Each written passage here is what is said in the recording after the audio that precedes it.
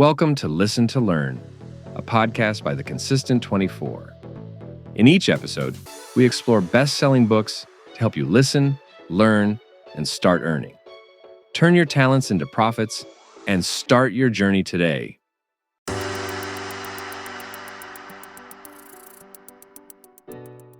Welcome to Listen to Learn, the podcast of the Consistent 24. We know you're looking to dive into the world of business, maybe start a side hustle, but you don't have a traditional business background. Right. Well, you've come to the right place.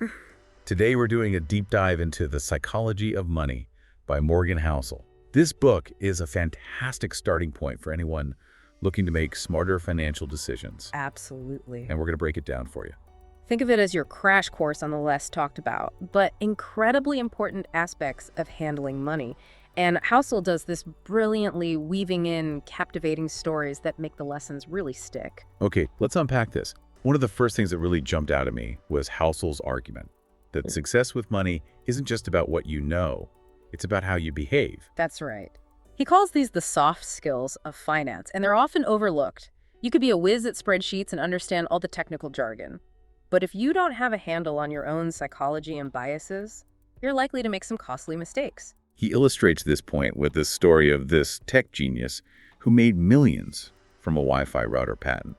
The guy was brilliant, no doubt, but his behavior around money was, well, a little eccentric. Yeah. He'd carry on stacks of $100 bills and constantly brag about his wealth. It's a classic example of how even the smartest people can sabotage their financial success if they don't have the right mindset. And this is where the psychology of money becomes so valuable, especially for someone like you who's entering the business world. Exactly. It's not enough to have a great product or service.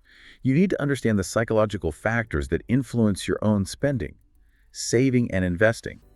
If you're starting a side hustle, for example, are you disciplined enough to reinvest your earnings back into the business? Or will you be tempted to splurge on things you don't really need? These are the kinds of questions Housel encourages us to ask ourselves. He emphasizes that everyone brings their own unique experiences and baggage to their relationship with money. He calls this your money story, and it shapes how you view risk, reward, and everything in between. He really drives this point home with the example of lottery tickets. To someone who's always had financial security, buying a lottery ticket might seem like a waste of money. The odds of winning are astronomically low. Right, yeah. But for someone who's grown up in poverty, a lottery ticket might represent their only shot at a better life. Their money story is completely different, and it influences their financial decisions in a profound way. So as you're thinking about starting your business, it's crucial to be aware of your own money story. What experiences have shaped your beliefs about money? How might those beliefs influence your business decisions? This leads us to another fascinating point that Housel raises, the roles of luck and risk. He uses the story of Bill Gates and his school friend Ken Evans to illustrate this. They were both brilliant, driven kids attending the same elite school, Lakeside, in the 1960s. And what's even more interesting is that they both had access to that rare computer lab, which was a huge advantage at the time. It was a stroke of luck that played a significant role in shaping their futures. But here's where it gets really interesting. While Gates went on to found Microsoft and become one of the wealthiest people on the planet, Evans tragically died in a mountain climbing accident.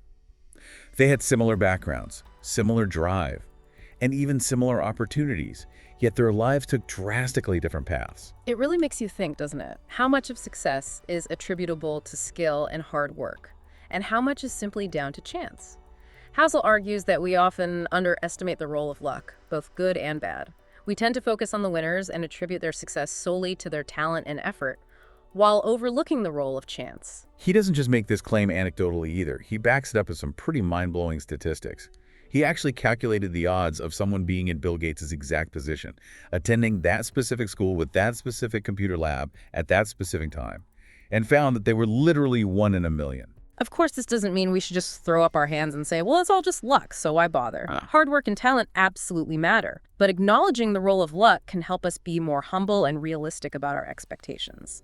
It also encourages us to be less judgmental of others who may have experienced financial setbacks. We don't always know the full story or the circumstances that led to their situation. Maybe they just had a string of bad luck. Or maybe they took a calculated risk that didn't pan out. Exactly. And this leads us to another crucial point that Housel makes. Recognizing that what works for one person might not work for another. There's no one-size-fits-all approach to money. What matters is finding an approach that aligns with your own values, goals, and risk tolerance. So we've got our own psychology to consider, the influence of our individual money stories, and the ever-present roles of luck and risk. What other key insights does Housel offer that can help our listeners on their business journeys?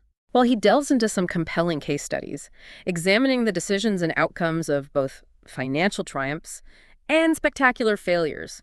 One that really stood out to me was the story of Rajat Gupta. Oh, yes. He was a rock star in the business world, a former managing director of McKinsey & Company. But he got involved in insider trading and ended up serving time in prison. His story is fascinating because it highlights how the relentless pursuit of more can lead to disastrous decisions, even for someone who had already achieved a level of success most people could only dream of. He seemed to reach a point where enough was never enough. He kept moving the goalpost of success, even when it meant crossing ethical boundaries. It's a cautionary tale for sure.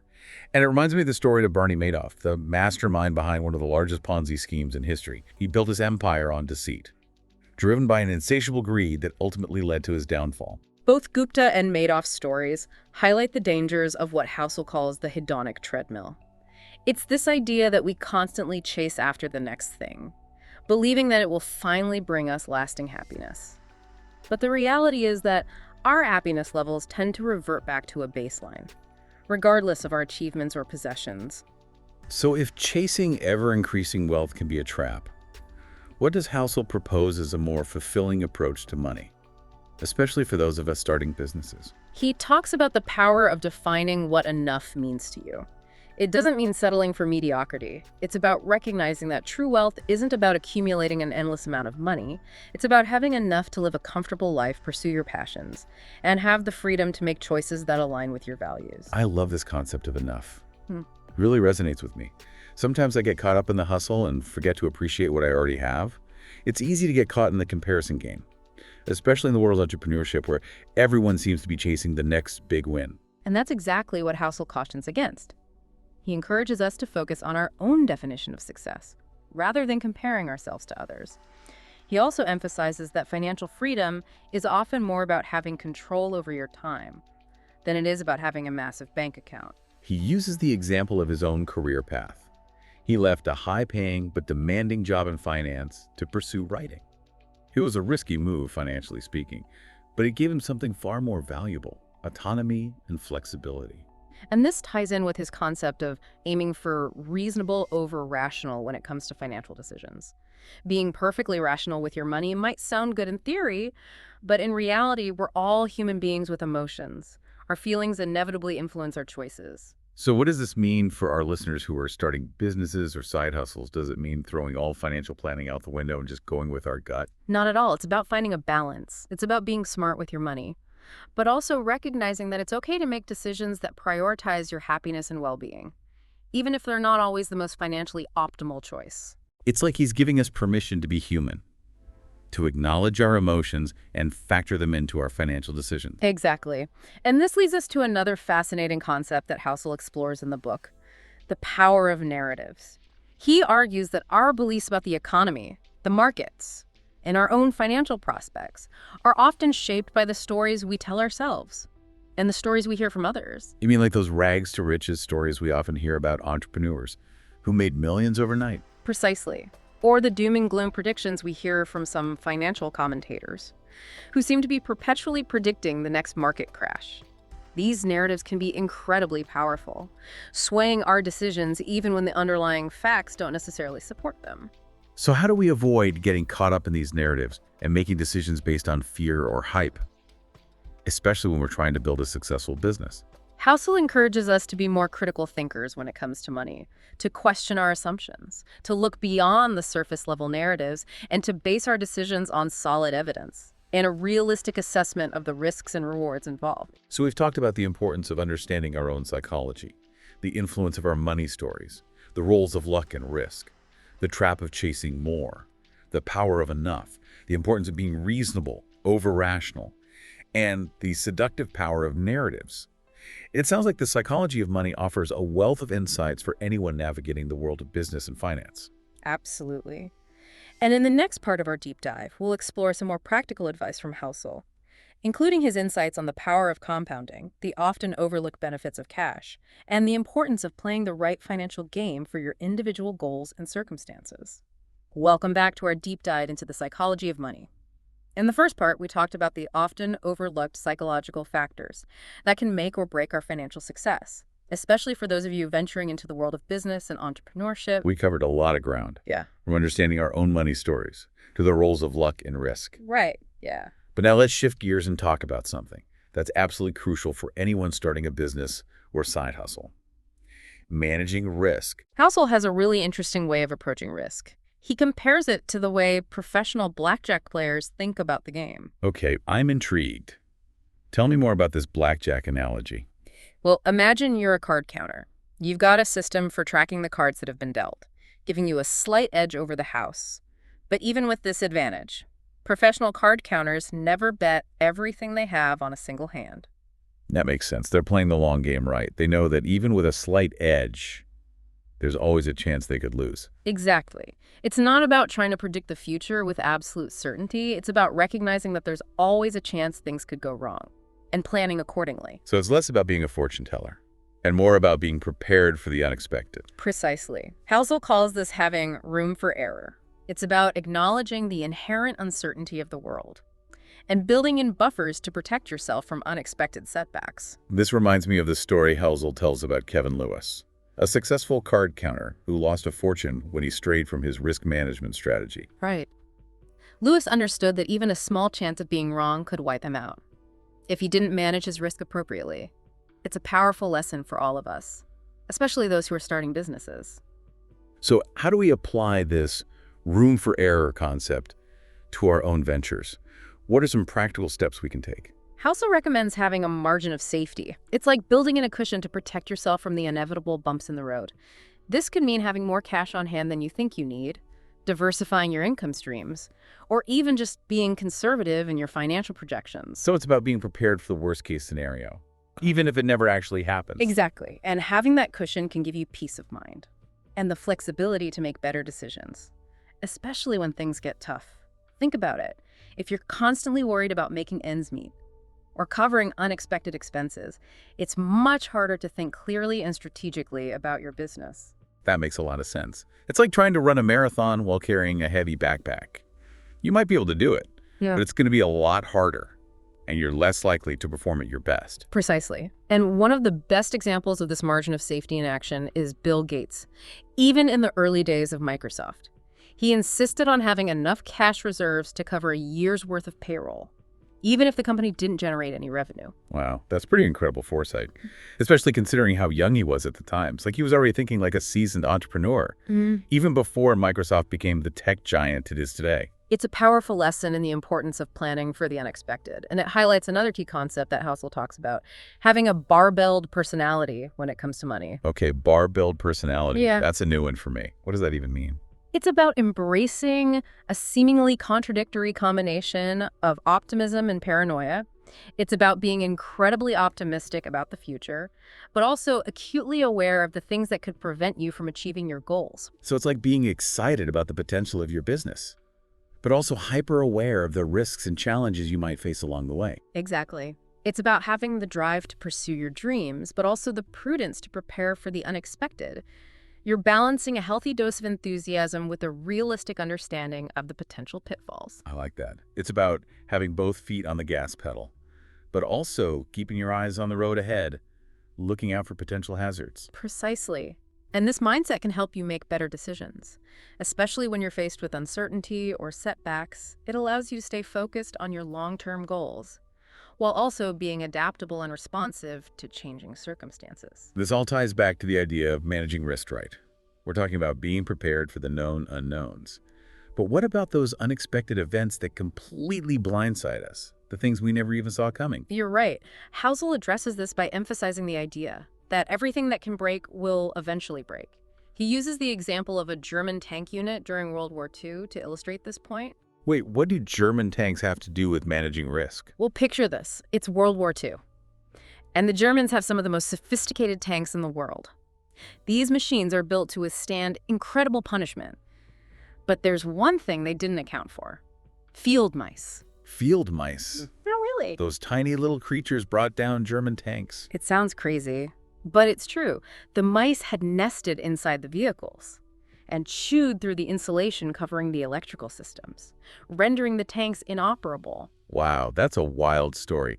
And I guess it highlights the fact that no matter how much we plan, there are always going to be unforeseen circumstances that can throw us off course. Exactly. And that's why Housel suggests that one way to mitigate the damage of these unknown risks is to avoid single points of failure. It's about having backup plans, diversifying your operations, and not putting all your eggs in one basket. So for someone starting a business, this could mean having multiple suppliers for a crucial component, right? That way, if one supplier experiences a disruption, you're not completely stuck. Exactly. Or it could mean having multiple marketing channels, so you're not solely reliant on one platform for reaching your customers. It's about building resilience into your business model, recognizing that things will inevitably go wrong, and having the systems in place to adapt and recover. And I imagine this applies to our personal finances as well. It's probably not a good idea to have all of our savings in a single investment, for example. Diversification helps to spread the risk. Absolutely. Housel emphasizes that we should apply these risk management principles to all aspects of our financial lives, not just our businesses. It's about protecting our downside and minimizing the potential impact of unforeseen events. He also talks about planning for your plan not going according to plan, which seems a bit paradoxical. How do you plan for the unpredictable? It's not about predicting the future. It's about being prepared to adapt and adjust your course.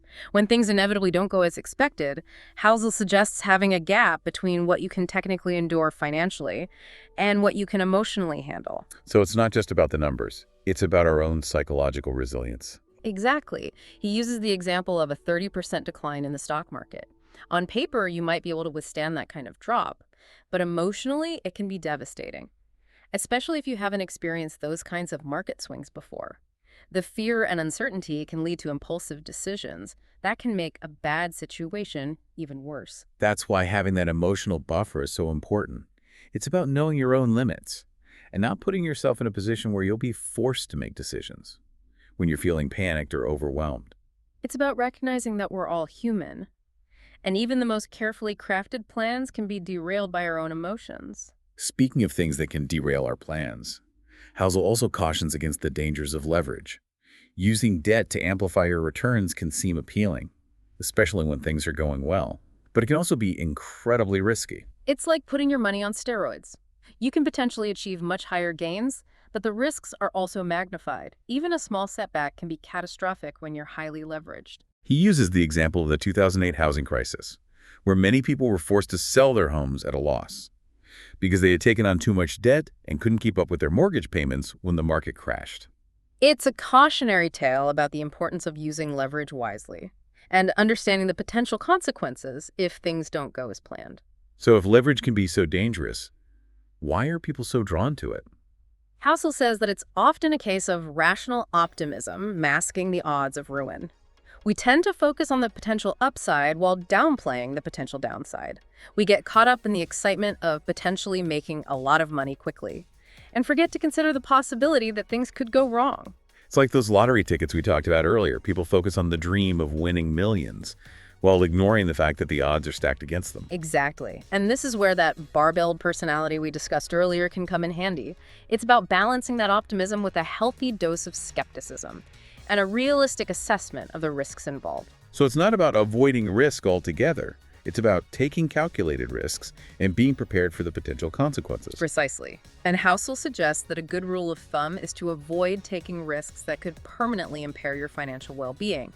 It's about protecting your downside, recognizing that you can always take more risks later when you're in a stronger financial position. He also talks about viewing volatility as a fee rather than a fine, which is an interesting way to look at it. Isn't it? We often perceive market fluctuations or unexpected business challenges as something negative, a punishment for being in the game. But what if we viewed them as the price of admission for the potential to achieve our goals? It's like paying an entrance fee to a theme park. You know there will be ups and downs, exciting rides, long lines, maybe even a bit of rain, but you're willing to pay the price for the overall experience. Exactly. If we can shift our mindset and view volatility as the cost of doing business, we might be less likely to make impulsive decisions when things get turbulent. We've covered a lot of ground here on risk management. We've talked about having room for error, building in a margin of safety, avoiding single points of failure, planning for the unexpected, being cautious with leverage, and viewing volatility as a fee.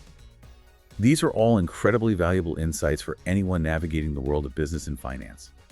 And in the final part of our deep dive, we'll explore some of Housel's more philosophical insights, including his thoughts on the psychology of saving, the dangers of comparing ourselves to others, and the importance of aligning our financial decisions with our values. Welcome back to our deep dive into the psychology of money.